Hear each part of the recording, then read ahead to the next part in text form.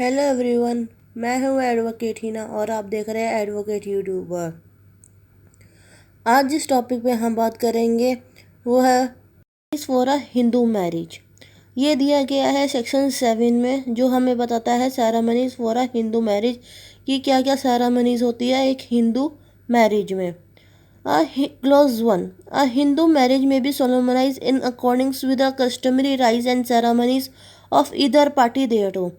जो एक हिंदू जो होती है अकॉर्डिंगली जो कस्टमरी राइट्स होते हैं एंड सेरेमनीज जो हमारे पूर्वजों से जैसे शादियां हमारी होती आ रही हैं, जिस जिस सेरेमनी से होती आ रही है, जैसी होती आ रही है ऑफ ईदर पार्टी, चाहे वो लड़के वालों की तरफ से या लड़की वालों की तरफ से जैसी होती आ रही है, उसे हम कहते हैं Hindu marriage. Clause 2, where such rites and ceremonies include the saptapadi. Satpadi means the 7th step by the bridegroom and a bride jointly before the sacred fire. The marriage becomes complete and binding when the 7th step is taken. It means जब भी आप और हम जब भी किसी भी शादी में जाते हैं और देखते हैं कि जो ब्राइड ग्रूम होता है और जो ब्राइड होती है वो 7 फेरे लेते हैं, वो अग्नि के साथ जो 7 फेरे लेते हैं, उसका 7 स्टेप लेते ही जो उनका जो 7 फेरे जिसे कहा जाता है, उनका जो 7th फेरा होता है उसी को ही उसके साथ ही कंप्लीट हो जाती है हिंदू मैरिज। आई होप कि आप समझ गए होंगे। एक हिंदू मैरिज के बाद लोग उस मैरिज को रजिस्टर करना प्रेफर करते हैं कोर्ट में कि वो शादी कानूनी तौर पे रजिस्टर हो जाए। रजिस्टर कब की जाती है कानूनी तौर पे? या तो लड़का लड़की को बाहर जो ब्राइड है ब्राइड ग्रूम है जिनकी अभी मैरिज हुई है उनको बाहर फॉरेन कंट्री जाना है, या उन्होंने कोर्ट मैरिज करनी है तब रजिस्टर की जाती है, या नॉर्मली भी जो होते हैं कपल्स जो होते हैं वो अपनी कोर्ट मैरिज रजिस्टर करते हैं। जो ये रजिस्टर होती है कोर्ट मैरिज वो की जाती है section 8 of registration for a Hindu marriage, जो बताता है सेक्शन 8 जो हमें बताता है registration for a Hindu marriage अंदर हिंदू मैरिज एक्ट 1955 में।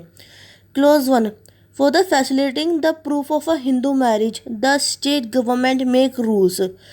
इस फैसिलिटी को देने के लिए जो प्रूफ होता है हिंदू मैरिज का कि हाँ की शादी हुई है,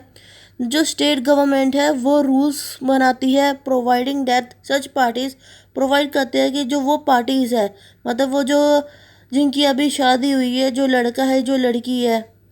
टू एनी सच मैरिज, उनके बीच में जो भी मैरिज हुई है या जिसकी भी मैरिज हुई है, मे हैव द पर्टिकुलर्स, उनके पास पर्टिकुलर्स होने चाहिए कि कहाँ पे शादी हुई है, किस जगह पे शादी हुई है, लड़का कौन है लड़की कौन है, रिलेटिंग टू देयर मैरिज, शादी से रिलेटेड उनके पास सारे पर्टिकुलर्स इंफॉर्मेशन होने चाहिए। एंटर की जाती है ये सारी इंफॉर्मेशन जो है वो एंटर की जाती है एक टू सच कंडीशन, इस कंडीशनों पे एस में be prescribe in Hindu marriage registrar, जो कि एक हिंदू मैरिज होता है जहाँ पे हिंदू मैरिज जो रजिस्टर होती है वहाँ पे जो एक रजिस्ट्रार मैरिज का जो रजिस्ट्रार बैठा होता है वहाँ पे उन्होंने जो प्रिस्क्राइब किए गए हैं जिस मैनर में और जिस कंडीशन में इस पर्पस के लिए, उसी तरीके से ही जो मैरिज है वो रजिस्टर होगी। Close 2, the state government provide the entering of a particulars, जो स्टेट गवर्नमेंट है वो प्रोवाइड करता है जो एंट्री है पर्टिकुलर्स की कि हाँ कि पहले लड़का लड़की का नाम आएगा, फिर बैंकेट का नाम आएगा कि शादी कहाँ पे हुई है, कब हुई है, कौन सी डेट को हुई है, शैल कम्यूटिंग इन द स्टेट, जिस स्टेट में शादी हुई है, और एनी पार्ट देयरफॉर, स्टेट की किसी भी कोने में हुई है, किसी भी साइड में हुई है, where to all such cases, या फिर जिनकी भी शादी हुई है ऐसे जो भी केसेस हैं,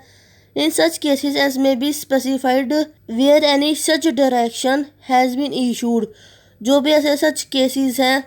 where any such direction has been issue, जो भी ऐसी डायरेक्शंस हैं वो इशू की जाएंगी। Any person contravening any such rules, अगर कोई भी व्यक्ति कोई भी तीसरा पर्सन आके या कोई भी ऐसा इंसान जो बीच में कॉन्ट्रवीन करता है अड़चन करता है, जो है ये उस टाइम का दिया गया है कि हाँ कि जो भी व्यक्ति कॉन्ट्रवीन करेगा अड़चने करेगा कि ये कैसे है वो कैसे है, तो 25 रुपीज़ का उसको फाइन लगेगा। लेकिन ये एक्ट जो है ये 1955 का दिया हुआ है, तो ये उस टाइम के अकॉर्डिंग 25 रुपीज़ है, क्योंकि उस टाइम पे 25 रुपीज़ भी बहुत ज़्यादा हुआ करते थे। लेकिन ये वेरी कर सकता है कि 25 से ज़्यादा भी हो सकता है, 100 रुपया भी हो सकता है, 500 भी हो सकता है, कितना भी हो सकता है। क्लॉज 3 क्या कहता है इसका? All rules made under this section, जितने भी रूल्स जो बनाए गए हैं इस सेक्शन में, शैल बी लेड बिफोर, ये लाए जाएंगे द स्टेट लेजिस्लेचर के सामने, एज सून एज में भी, और जल्द से जल्द, और आफ्टर दे आर मेड, बनने से पहले भी स्टेट लेजिस्लेचर के सामने लाए जाएंगे कि हाँ कि ये रूल्स बनने चाहिए, और बनने के बाद भी कि हाँ कि ये रूल्स बन गए हैं, ये जो रूल्स हैं ये किसके आगे लाए जाएंगे? स्टेट लेजिस्लेचर के सामने। Clause 4 the Hindu marriage registrar जो होगा ऑफिस में जो बैठा होगा जहाँ ये शादी रजिस्टर होती हैं, शैल at all reasonable time is open for inspection, उनका जो रजिस्टर होता है जिसमें ये सबकी एंट्रीज होती हैं कि हाँ कि आज के दिन में इतनी इतनी शादी रजिस्टर हुई हैं, कल के दिन में इतनी रजिस्टर हुई हैं, उनके पास एक रजिस्टर होता है, वो ओपन हुआ एक रीजनेबल टाइम पे, एक पर्टिकुलर दिन के एक पर्टिकुलर टाइम पे ओपन होता है कि इंस्पेक्शन, अगर किसी को इंस्पेक्शन करना है, कुछ देखना है कि हाँ कि इस दिन पे ये शादी रजिस्टर हुई थी या नहीं हुई थी,